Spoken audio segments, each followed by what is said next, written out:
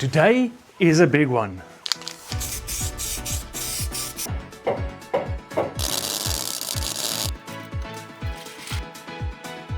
I am finally tackling the part that I'm most excited about, also dreading this part the most, and that is welding in this chassis rail. It's not about just welding it in. You can't just go ahead and bam, bam, bam. We need to double check, make sure the alignment is correct. So it's going to be a lot of measuring, a lot of patience, and a lot of double checking. If I screw this up, none of this panel gaps, nor the alignments of the headlights or of anything else, not going to fit well. And we don't want that. We want this perfect. So the way we're going to make sure that this chassis rail is in at the right location, the right position, as to say, is we need to make some measurements. We'll need to measure from there to here, and from there to here. Using the exact location on both sides would give us, if they are both equal, this should be squared. I'm pretty confident that the levelness of these two should be fine, but I'll double check that just to make sure.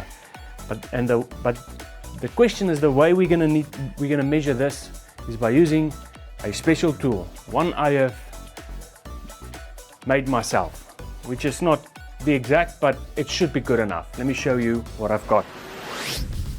Okay, side project. So the actual tool I need is called a tram gauge. I don't have a tram gauge, and buying one now is pretty expensive. So I'm not gonna bother about that now, but I'm gonna just replicate one, or copy, is a better word. I'm just gonna copy the fundamentals of a tram gauge. How I'm gonna do that is I'm gonna use this painter's pole, and I'm gonna just cut pieces of pipe that can slide over here with two pointers that I can lock. So first I'll need a pipe that I can slide over here, and then I need to cut it to size. Let me get a pipe. Okay, so I've got my pipe. This is the pipe I'll be using. This fits nicely over here. So I'm just gonna cut two pieces of this big. I'm gonna drill and tap these two holes so that I can get a locking screw on them, and then just get a bar and then grind the edge to a point and just weld it all together, and that'll be my tool.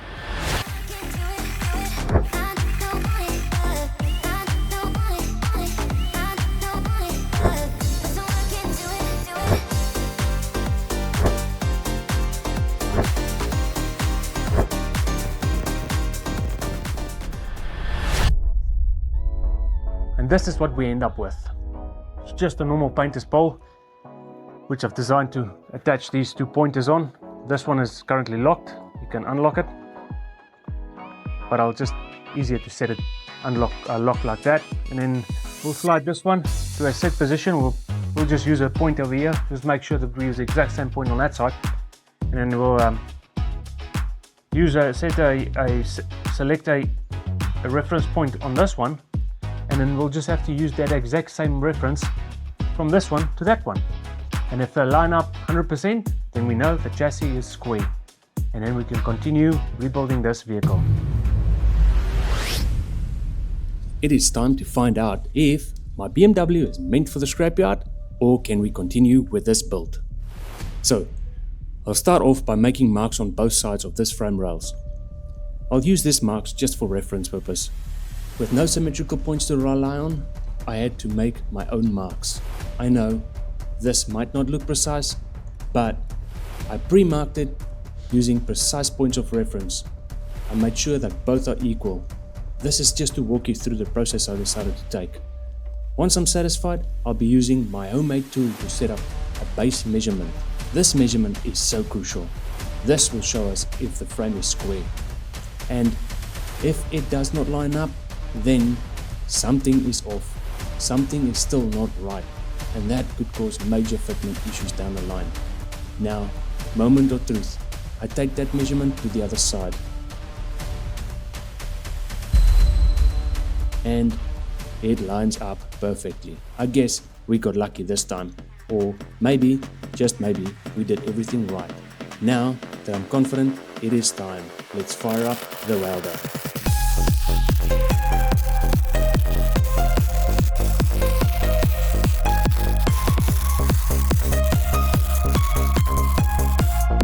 Alright, so got them all welded in.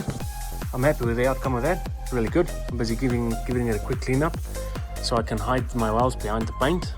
There's some more there got to do, but I now have to remove the subframe in order to get to these welds here. But in saying that, I'm gonna need to remove the subframe in any case because I need to get this all painted up. So that'll be my next steps, to remove the subframe, get this all cleaned up and prep for paint.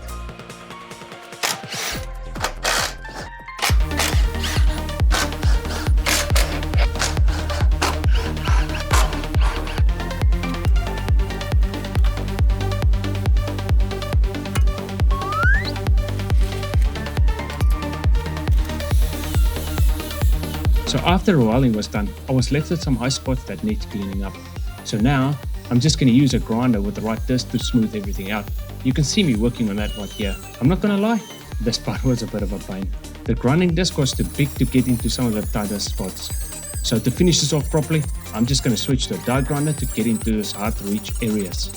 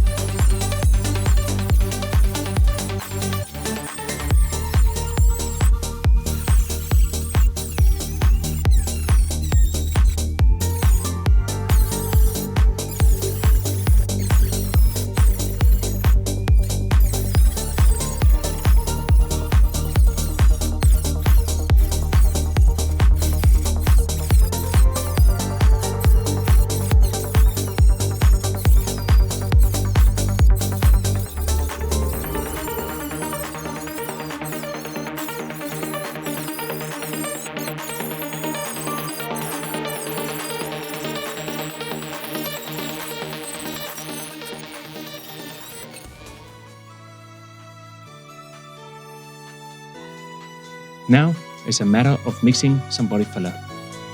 This is just to cover the area where I've welded and grinded. Once it's dry, I can then sand it down to a smooth finish, ready for some painting.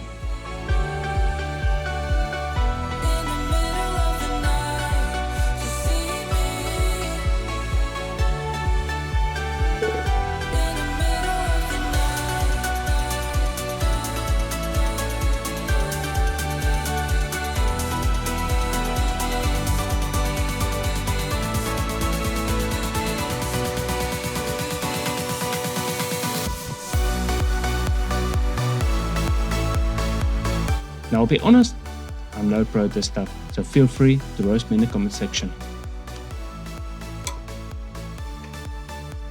I think you can clearly see that I don't know how to work with this stuff.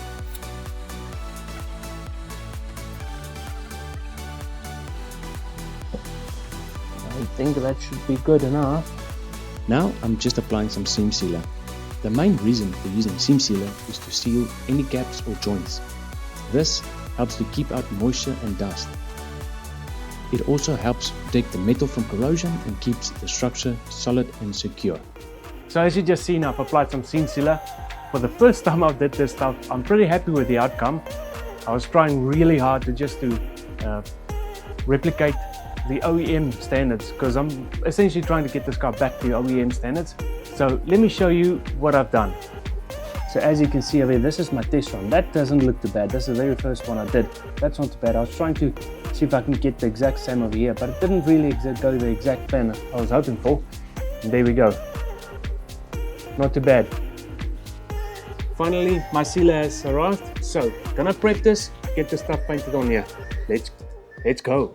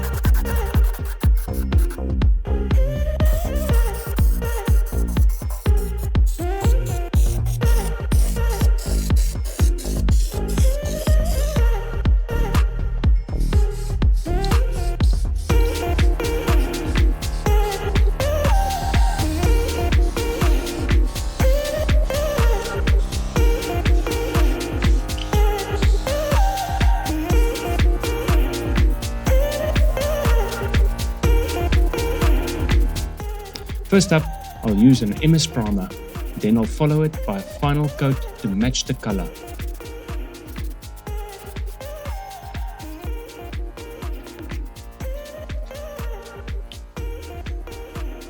Okay, all done with the primer, it's dry. So, final coat, Alpine white.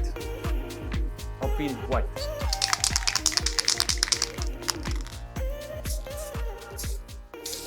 First, just going to give it a light coat.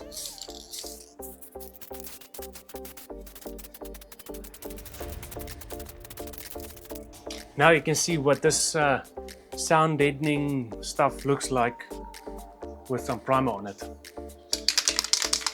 I did give it primer off camera, so let's give it a coat of paint.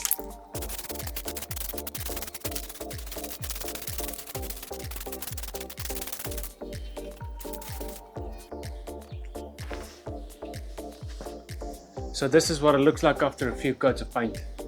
I am pretty stoked at this. Yes.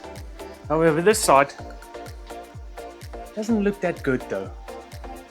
I'm not a big fan of that, but there's nothing I can do about it now.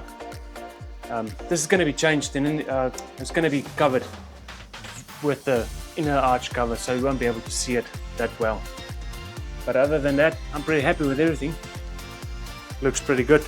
So I'm pretty happy with that. My next step would be I would like to get the engine in, but first we let the paint dry, then I can remove the masking tapes and then we can get the engine installed. Okay, so painting is dried. I left it overnight, but there's a small problem. Let me show you. I have a small run over here. It seems like it wasn't properly clean under there. So what I'm going to do is I'm going to flat this all down, or flat all this down, and just give it another coat, and then we should be good to go. Okay, so there we have it. So I've sanded it all down and gave it a nice lick of paint. So I'm gonna go ahead, take off all my coverings, my masking tapes, and then get this engine installed. I think that's gonna be our next step. I'm pretty excited for that. All right, slight change of plans. I think what I'm gonna do is I'm gonna put the subframe back in, then that's out of my way, and then we can get back onto the engine. We're getting there. Progress, good progress.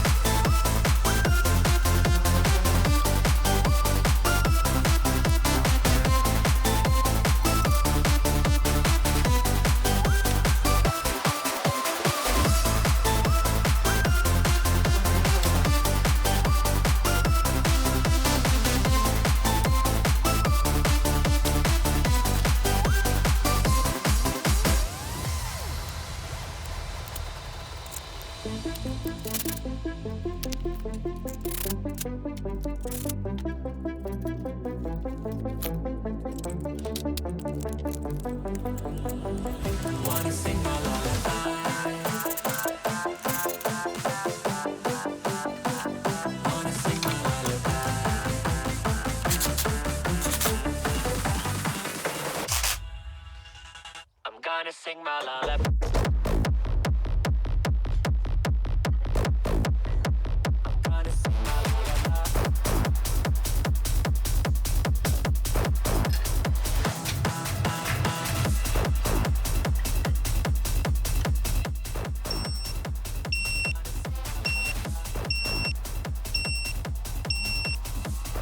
Just like that, engine is in. Thank you so much for watching, guys. If you've liked this video, please subscribe, give it a thumbs up. See you soon.